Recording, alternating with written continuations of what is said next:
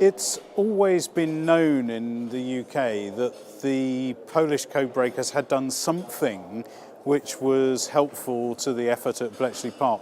But what was not very clear was what that was and how significant it was.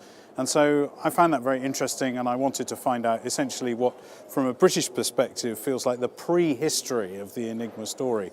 So I heard vaguely about Marian Rejewski and his colleagues, and I wanted to discover more about it. And the more I looked, the more interesting the story became.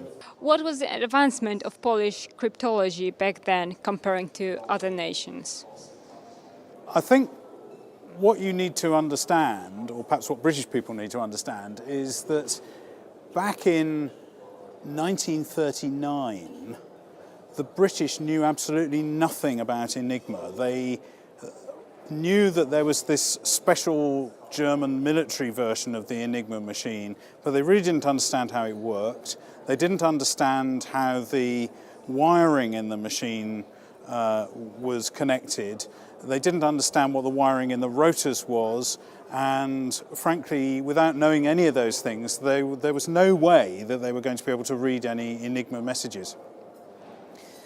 By contrast, in Poland, they had already for 7 years understood what the wiring was. They knew how the Germans were using the machine. They had developed techniques for finding out how the Germans were setting up their machines every day. So the gulf between what the Polish codebreakers knew and what the British codebreakers knew was massive.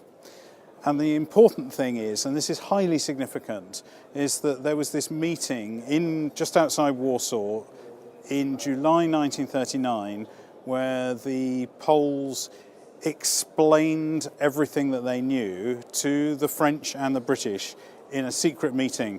And it was because of that transfer of knowledge that the successes of Bletchley Park began. And it's only because of that transfer of knowledge from the Polish codebreakers to the British ones that Bletchley Park has the reputation it has today.